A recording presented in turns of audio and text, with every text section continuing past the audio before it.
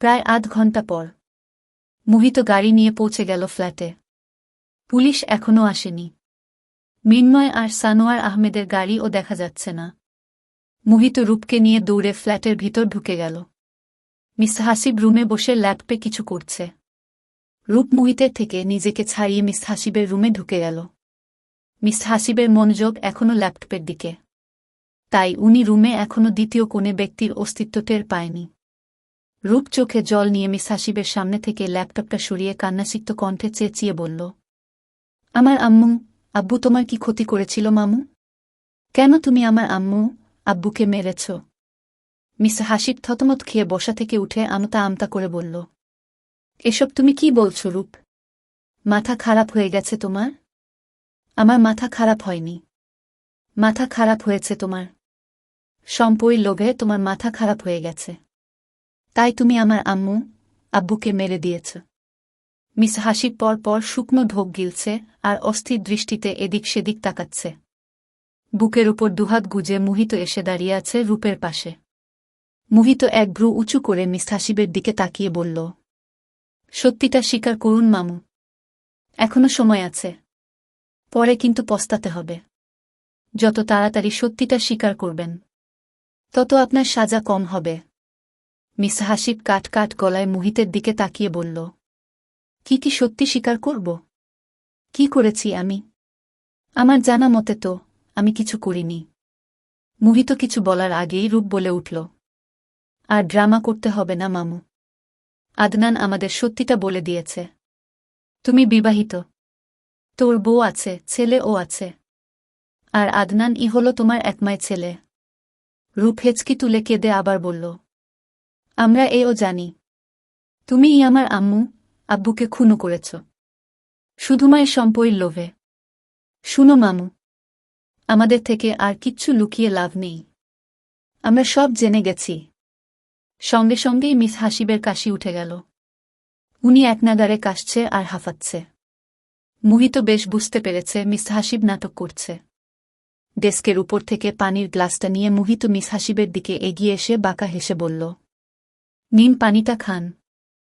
এরপর শান্ত হয়ে সত্যিটা বলুন, নয়তো পুলিশের উত্তম মধ্যম খেয়ে সত্যিটা স্বীকার করতে হবে। মিস হাসিব আরও ঘাবড়ে গেল। ভয়ে উনার চোখে পানি টলমল করছে। রূপের একটুও মায়া হচ্ছে না মিস হাসিবের জন্য, উল্টো রাগ হচ্ছে। মোহিতের হাত থেকে গ্লাসটা ছিনিয়ে নিয়ে রূপ তেড়ে এসে মিস হাসিবের মুখোমুখি দাঁড়িয়ে বলল, তাড়াতাড়ি পানিটা গিল, এরপর সত্যিটা বলো। মিস হাসিব রূপের রক্তিম চোখের দিকে তাকিয়ে ভয়ে রূপের হাত থেকে পানির গ্লাসটা নিয়ে ঢকঢক করে এক গ্লাস পানি খেয়ে রূপের দিকে তাকিয়ে বলল, রূপ সত্যি বলছি, আমি কিছু করিনি। তোর ফুফু আম্মু স্বয়ং নিজেই ওই খুনের সাথে জড়িত। আমি কিছু করিনি। আমি সম্পূর্ণ নির্দোষ। তুমি যদি নির্দোষই হও তবে কেন কনস্টেবলকে দিয়ে মোটা অঙ্কের টাকা খাইয়ে আমার বাড়ির দলিল হাতিয়ে নিলে? মিস হাসিব কাট কাট গলায় কিছু বলতে নিলেই মোহিত মৃদু চিৎকার দিয়ে বলল, প্লিজ মামু, ভনিতা করো না। তাড়াতাড়ি মুখ খুলো, এতে তোমারই ভালো হবে। পুলিশ এলে কিন্তু এর চেয়ে করুণ অবস্থা হবে তোমার। মিস হাসিবকে ঝাঁকিয়ে রূপ মৃদু চিৎকার দিয়ে বলে উঠল, সম্পূর্ণ প্রমাণ তোমার বিরুদ্ধে মামু। তুমি ফেঁসে গেছ, পুরোপুরি ফেঁসে গেছ। এত বছর পর আসল সত্যিটা আমার সামনে এলো। জীবনের সবচেয়ে তিক্ত সত্যিটা আমাকে ফেস করতে হচ্ছে। ভালোয় ভালোয় মুখ খুলে দাও মামু, নয়তো তুমি এবার রূপের হিংস্র রূপটা দেখবে। সহ্য করতে পারবে না কিন্তু, তখন মনে হবে মৃত্যুই শ্রেয়। মিস হাসিব এবার মাথাটা নিচু করে বলতে লাগল, হ্যাঁ, আমিই মেরেছি আপু আর দুলাভাইকে। তখন আমার টাকার খুব দরকার ছিল, অনেক অনেক টাকার দরকার ছিল, কিন্তু দুলাভাই নারাজ ছিল।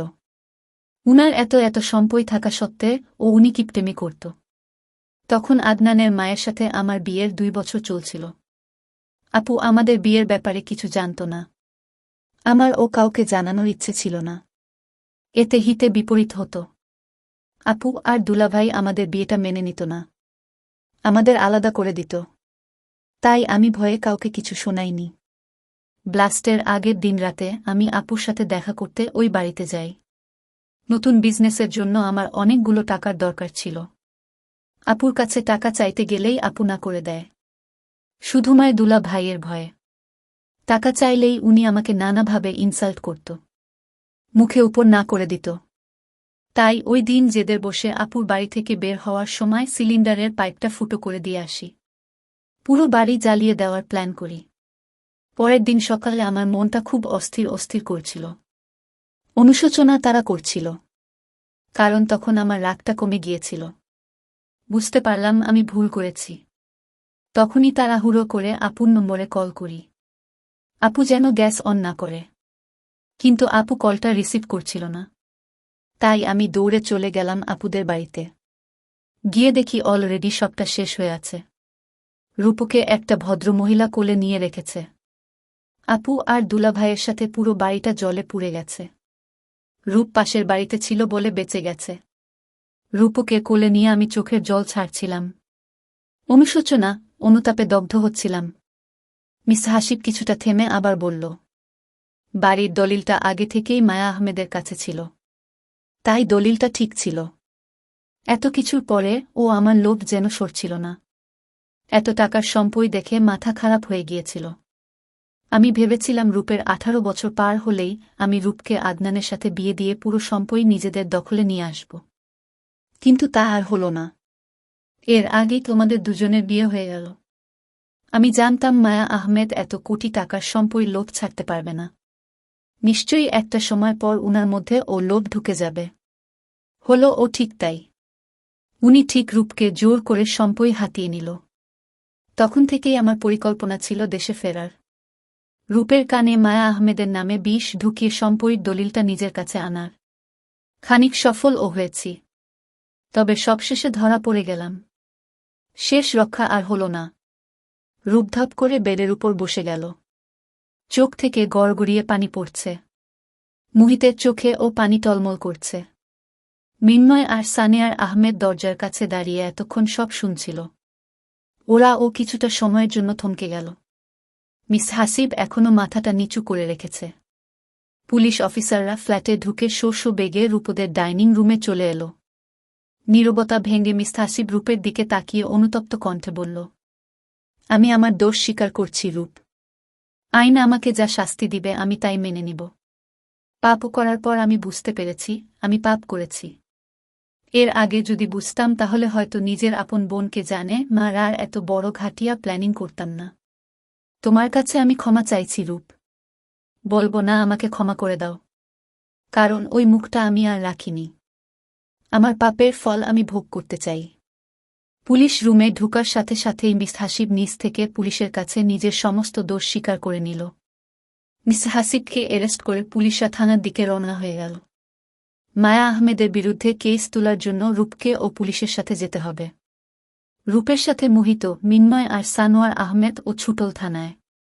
রূপ এক প্রকার্থ হয়ে আছে। কান্না থামিয়ে শান্ত হয়ে আছে। মোহিত রূপকে এই মুহূর্তে সান্ত্বনা দিতে চাইছে না। কেঁদে কেটে কষ্টটা হালকা করুক। এরপর রূপকে ভালোবেসে সবটা বুঝাতে হবে।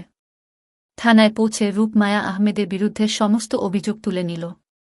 আদনান আর মিসেস আয়রা মিস হাসিবকে লকআপে দেখে কান্না জুড়ে দিল। মোহিত ওই লোভী কনস্টেবলের বিরুদ্ধে পুলিশ অফিসারের কাছে অভিযোগ তুলল। প্রমাণ পাওয়ার সাথে সাথে ওই কনস্টেবলকে চাকরি থেকে ডিসমিস করা হল। বাড়ির দলিল এখন মোহিতের হাতে।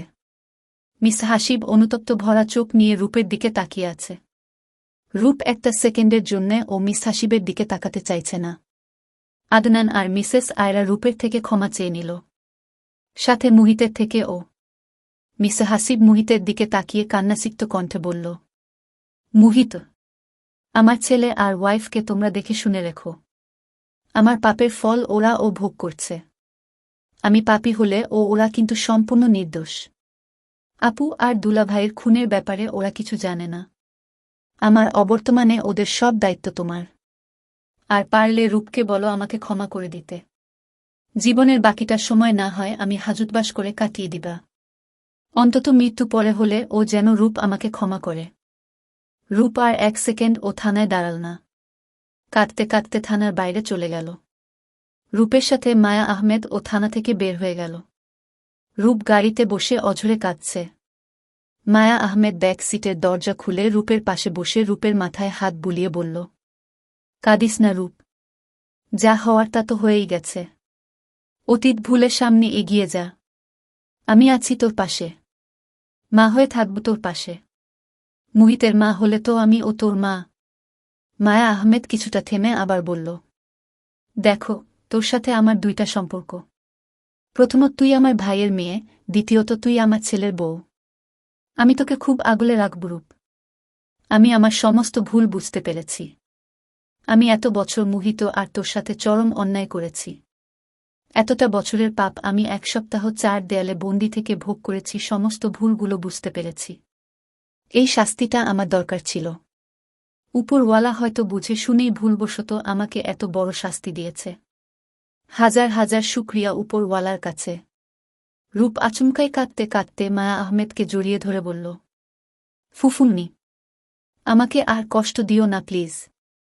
আমি তোমার মেয়ে হয়ে থাকতে চাই, যেমনটা দোলা আপু থাকে। আমি একজন মা চাই, যে আমাকে খুব বুঝবে, ভালোবাসবে, আগলে রাখবে। তুমি কি আমার সেই মা হবে ফুফুন্নি? আপন লোকদের থেকে ঠকতে ঠকতে আজ আমি নিঃস্ব হয়ে পড়েছি। এত পেইন আমি নিতে পারছি না। ছোটবেলা থেকেই নিঃসঙ্গ জীবন কাটিয়েছি। মা বাবার আদর পাইনি। ইচ্ছে হয় মায়ের আদর পেতে, বাবার ছায়া পেতে, কিন্তু হয়ে ওঠে না। কেউ আমাকে আপন করে নেয় না। সবাই স্বার্থের জন্য কাছে এসে আবার দূরে ঠেলে দেয়। এই ছোট্ট জীবনটায় আমি প্রতি পদে পদে ঠকেছি। ঠকতে ঠকতে মুখ থুবড়ে মাটিতে মিশে গেছি। বিশ্বাস করো, আমি আর পারছি না। ক্লান্ত হয়ে উঠেছি আমি। প্রতিটা নিঃশ্বাসের সাথে যুদ্ধ করে বেঁচে আছি। এত হেলাফেলার জীবন আর ভালো লাগছে না। মায়া আহমেদ চোখের জল ছেড়ে রূপকে বুকের সাথে মিশিয়ে বলল, তোকে আর ঠকতে হবে না রূপ। আমি তোর আপন মা হয়ে দেখাব। মায়ের মতো আদর করব, ভালোবাসব, আগলে রাখব। আর সারফারাজ তোকে বাবার ছায়া দিবে। তুই এবার সম্পূর্ণ একটা পরিবার পাবি। বাড়ির সবাই তোকে মাথায় তুলে রাখবে। সাথে আমার ছেলে মুহিতকেও। তোদের আর আলাদা ফ্ল্যাটে থাকতে হবে না রূপ। নিজের বাড়িতে থাকবি। মুহিতকেও আর অন্যের আন্ডারে কাজ করতে হবে না। ওর বড় ভাইয়ের সাথে নিজেদের অফিসের কাজে জয়েন করবে। আমি আর কারো মধ্যে বৈষম্য রাখব না। সবাই আমার কাছে এক। আমি খুব ভালো হয়ে দেখাব। যতটা ভালো হলে পরিবারের সবাই আমাকে ভালোবাসবে, শ্রদ্ধা করবে, সম্মান করবে। মায়া আহমেদের বুক থেকে মাথা তুলে রূপ ছলছল দৃষ্টিতে মায়া আহমেদের দিকে তাকিয়ে আছে। মৃদু হেসে মায়া আহমেদ রূপের চোখের জল মুছে দিয়ে রূপের নাক টেনে বলল, কি বিশ্বাস করছিস না তাই তো? আমি কিন্তু সত্যি বলছি। বাড়ি ফিরে চল, তাহলেই টের পাবি। তখন বুঝবি মায়া আহমেদ যা বলে সত্যি বলে। আজ থেকে পুরো পরিবারকে আগলে রাখব আমি। খুব ভালো বউ মা আর শাশুড়ি মা হয়ে দেখাব। রূপ এক গাল হেসে আবার মায়া আহমেদকে জড়িয়ে ধরল। মায়া আহমেদ ও রূপের কপালে চুমো খেয়ে রূপকে জড়িয়ে ধরল। ওইদিকে মুহিত নিরুপায় হয়ে আদনান আর মিসেস আয়রার দায়িত্ব নিল। মিসা হাসিব খুব জোর করছিল। মুহিতের ও কেমন মায়া লেগে গেছে, তাই সে না করতে পারল না। সানোয়ার আহমেদ ও মুহিতকে এই বিষয়ে সাপোর্ট দিয়েছে, তাই মুহিত বিশেষ করে রাজি হয়েছে। মিস হাসিবকে জেলে রেখে সবাই থানা থেকে বের হয়ে এল। আদনান আর মিসেস আয়রা নিজেদের বাড়িতে ফিরে গেল। আগামীকাল মিস হাসিবকে কোর্টে তোলা হবে। এরপর উনার সাজা শুরু হবে। মিস হাসিব স্ট্রেটলি বলে দিয়েছে উনার পক্ষে যেন কোনো লয়ার হায়ার করা না হয়। উনি উনার পাপের সাজা ভোগ করতে চায়। আদনান আর মিসেস আয়রা বাধ্য হয়ে মিস হাসিবের কথা মেনে নিল। মায়া আহমেদ এখনও রূপের বুকের সাথে চেপে ধরে রেখেছে। মুহিত, মিনময় আর সানোয়ার আহমেদ ব্যাক সিটের জানালা দিয়ে রূপ আর মায়া আহমেদকে দেখছে। ওরা তিনজনই মুখে হাত দিয়ে চোখ বড় বড় করে রূপ আর মায়া আহমেদের দিকে তাকিয়ে আছে। ওরা তিনজন কিছুতেই বিশ্বাস করতে পারছে না চোখের সামনে যা দেখছে। সানোয়ার আহমেদ গলাটা ঝাঁকিয়ে আমতা আমতা করে বলে উঠল, এ বাবা, এসব কি দেখছি? চোখ দুটো গেল নাকি আমার? মুহিত আর মিনময় ও চোখ ঘষে সানোয়ার আহমেদের দিকে তাকিয়ে বলল, আমরা ও তাই ভাবছি। তিনজনের কি একসাথেই চোখের ব্যামো হল। রূপ আর মায়া আহমেদ মুচকি মুচকি হাসছে। রূপ হাসি থামিয়ে মুহিতের দিকে তাকিয়ে বলল, ঢং না করে তাড়াতাড়ি গাড়িতে উঠে বসো। বাড়ি যেতে হবে। বাপ, ছেলেরা মিলে ঢং শুরু করেছে। মুহিত ভ্রু কুঁচকে বলল, বাড়ি যাব মানে? ফ্ল্যাটে যাবে না? রূপ কিছু বলার আগেই মায়া আহমেদ বলে উঠল, না যাবে না। তুমি ও যাবে না। আজ থেকে আমরা সবাই একই বাড়িতে থাকব। রূপের সাথে আমার কথা হয়ে গেছে। আর কথা না বাড়িয়ে তাড়াতাড়ি গাড়িতে উঠে পড়ো। মিন্ময় আর সানোয়ার আহমেদ ক্লোজ আপ হাসি দিয়ে মুহিতের দিকে তাকিয়ে আছে। মুহিত খুশিতে হাসতে হাসতে মিন্ময় আর সানোয়ার আহমেদকে জড়িয়ে ধরল। খুশিতে মুহিতের চোখের কোণে পানি জমে এলো। শুধু গড়িয়ে পড়ার অপেক্ষা। রূপ মায়া আহমেদের বুকে মাথা রেখে এক দৃষ্টিতে মুহিতের দিকে তাকিয়ে আছে। মুহিতের হাসি মুখটা মুগ্ধ নয়নে দেখছে সে। মায়া আহমেদ ঠোঁটে হাসি ঝুলিয়ে চোখে অসংখ্য জল নিয়ে তিন বাপ ছেলের দিকে তাকিয়ে আছে। জীবনের আসল খুশিটা উনি দু চোখ ভরে দেখছে। মিন্ময় এক প্রকার লাফাচ্ছে আর হেসে হেসে বলছে, ইয়েস, আজ থেকে আমরা সবাই একসাথে থাকব। মারু শুনলে খুব খুশি হবে। মুহিত এবার হাসি থামিয়ে মায়া আহমেদ আর রূপের দিকে তাকিয়ে আছে। সানোয়ার আহমেদ মুহিতকে ছেড়ে মুহিতের হাত ধরে জানালার ভিতর মুখ ঢুকিয়ে আচমকাই মায়া আহমেদের কপালে চুমা খেয়ে বলল, আজ আমি বুক ফুলিয়ে বলতে পারব, হ্যাঁ, আমি মায়ার মধ্যেই আমার সুপ্রিয়াকে খুঁজে পেয়েছি। আজ থেকে আমার পরিবারটা সম্পূর্ণ হবে। ওই বাড়িতে আমার আর দম বন্ধ হয়ে আসবে না, বরং কোনো বাধা ছাড়াই আমি শ্বাস নিতে পারব। মায়া আহমেদ প্রেম নজরে তাকিয়ে আছে সানোয়ার আহমেদের দিকে।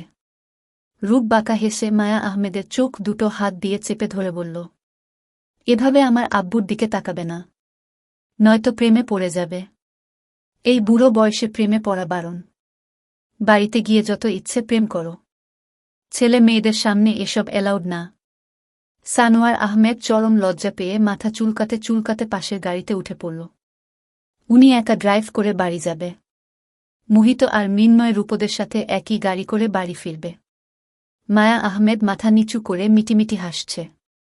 মুহিত আর মিন্ময় হাসতে হাসতে গাড়িতে উঠে বসল। মুহিত পিছনের দিকে একবার তাকিয়ে খুব স্পিডে গাড়ি ছেড়ে দিল।